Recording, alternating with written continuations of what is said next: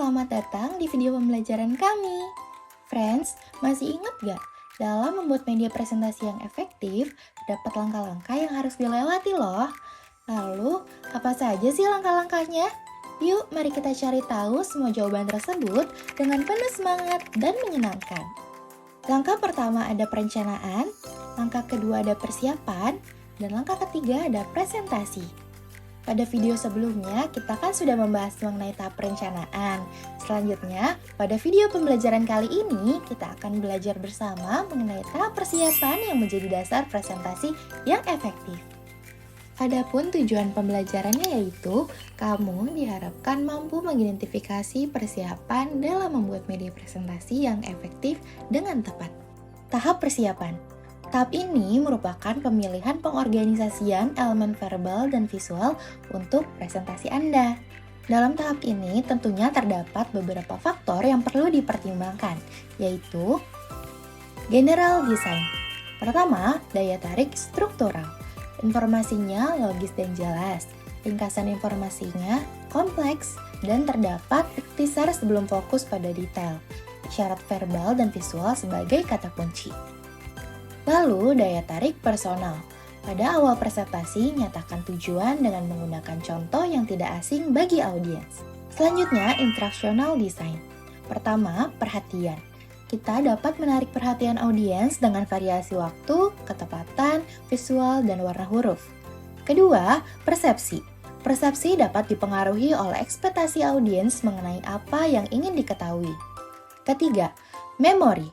Pengulangan materi dapat memfasilitasi memori atau ingatan audiens loh. Keempat, konsep belajar. Konsep belajar yaitu dengan menyajikan contoh disertai gambar yang realistik. Selanjutnya, verbal atau visual design. Yang pertama, lisan atau verbal. Untuk membuat pesan verbal yang berkomunikasi dengan baik, gunakan kata-kata sederhana dan kalimat pendek.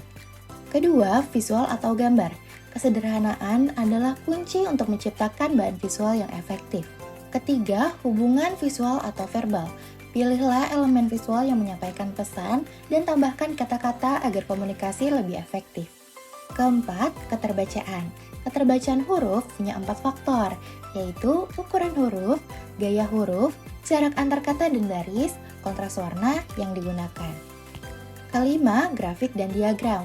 3 jenis yang paling umum digunakan adalah grafik garis, diagram batang, dan diagram lingkaran. Selanjutnya, spesifik media. Ada papan tulis atau flip chart yang elemen kuncinya untuk keterbacaan huruf, angka, dan simbol. Selanjutnya ada slide atau HP. Ada hal-hal yang harus diperhatikan. Pertama, pilih elemen gambar dengan serius. Kedua, atur elemen gambar dengan hati-hati. Ketiga, gunakan teknik fotografi yang sesuai.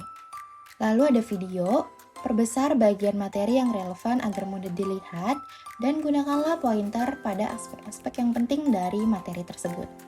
Lalu ada selembaran. Selembaran dapat meningkatkan keefektifan dengan menyediakan ringkasan pokok-pokok penting dari presentasi. Lalu ada media berbasis komputer.